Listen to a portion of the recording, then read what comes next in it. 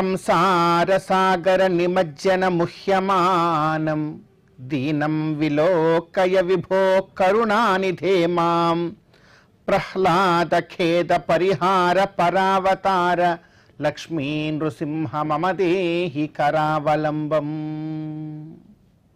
అత్యంత పవిత్రమైనటువంటి ఈ వైశాఖ మాసంలో శుభోదయ వేళలో దేవదేవుడైనటువంటి శ్రీమన్నారాయణుణ్ణి, కలియుగ ప్రత్యక్ష దైవమైనటువంటి శ్రీ వెంకటేశ్వర స్వామి వారిని పరిపరి విధాలుగా శరణాగతి చేస్తూ ఉత్తమమైన ఈ వైశాఖ మాస శుభోదయ సమయాన్ని మనం చరితార్థం చేసుకుంటూ ఉన్నాం. ఈ వైశాఖ మాసంలో మనందరి యొక్క ప్రధానమైనటువంటి కర్తవ్యం గోవిందుడి యొక్క ఆరాధన.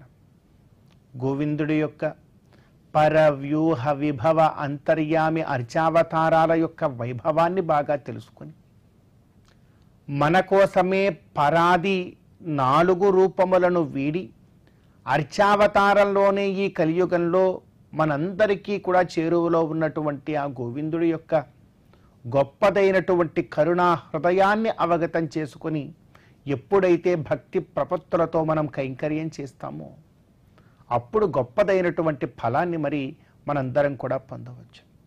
అందుకే భక్త్యా భగవంతం నారాయణమర్చయేత్ తద్విష్ణోహో పరమం పదం గచ్చతీతి విజ్ఞాయతే అనేటువంటి గొప్పదైనటువంటి విఖనోమునీంద్రుల యొక్క వాక్కులను మనం చక్కగా అవగతం చేసుకోవాలి. అందులోనూ కూడా విశేషించి ఈ వైశాఖ మాసంలో నృసింహస్వామి వారిని ఎంతగా భక్తి ప్రపత్తులతో మనం శరణాగతి చేస్తామో అంత గొప్పదైన ఫలాన్ని మనం అందరం కూడా పొందవచ్చునట. అందుకే ఇలా ఒక్కసారి శరణాగతి చేద్దాం. సంసార సాగర నిమజ్జన ముహ్యమానం. ఓ లక్ష్మీ నృసింహ, నీవందరం కూడా ఎలాంటి వారము అనంటే సంసార సాగర నిమజ్జన ముహ్యమానం. ఈ సంసారము అనబడేటువంటి ఈ సాగరంలో మునుగుతూ తేలుతూ మునుగుతూ తేలుతూ ఇక్కడే మరలా పుడుతూ మేమందరం కూడా మాయలో పడి కొట్టుమిట్టాడిపోతూ ఉన్నామయ్యా.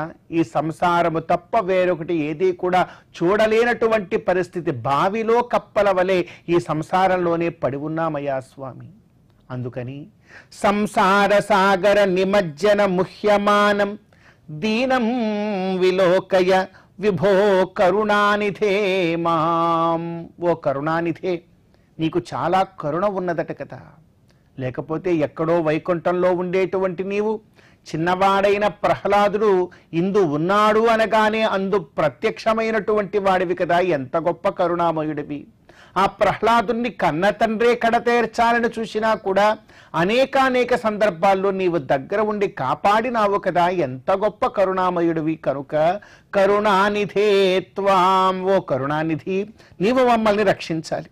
నేను ఎలాంటి వాడను అంటే దీనం, చాలా దీనుడై ఉన్నాను ఈ కలియుగంలో సంసార సాగరంలో. కాబట్టి ఓ కరుణానిధే విలోకయ, ఒక్కసారి మమ్మల్ని చూడవయ్యా. నీ చల్లని చూపులతో ఒక్కసారి చూస్తే చాలు ఈ సంసారములో ఉండేటువంటి బాధల నుండి దుఃఖముల నుండి మేమందరం కూడా బయటపడిపోతాము అంటున్నారు. ఇంకా చెప్తూ ఉన్నారండి, ప్రహ్లాద ఖేద పరిహార పరావతార. ఇది ఎలాంటి అవతారము అనంటే చూడడానికి భయంకరమైనటువంటి అవతారమే కానీ చాలా త్వరగా కరుణని వర్షముగా కురిపించేటువంటి అవతారం లక్ష్మీ నృసింహ అవతారం. అందుకే ఆయన ప్రహ్లాద ఖేద పరిహార. ప్రహ్లాదుడు యొక్క ఖేదం అంటే దుఃఖము, ఆ దుఃఖమును పరిహరించినటువంటి వాడ. ప్రహ్లాదుడు చిన్నపిల్లవాడి యొక్క సకల విధ ఖేదమును పరిహరించినటువంటి నీవు తప్ప ఈ సంసారంలో పడి కొట్టుమిట్టాడుతూ అనేకమైనటువంటి బాధలతో ఖేదములతో మునిగి ఉన్నటువంటి నన్ను రక్షించడానికి వేరొక మహాపురుషుడు ఎవరూ కూడా లేరు. అందుకే కోరుతూ ఉన్నారు, సంసార సాగర నిమజ్జన ముహ్యమానం దీనం విలోకయ విభో కరుణా విధే మాం ప్రహ్లాద ఖేద పరిహార పరావతారా లక్ష్మీ నృసింహ మమ దేహి కరావలంబం.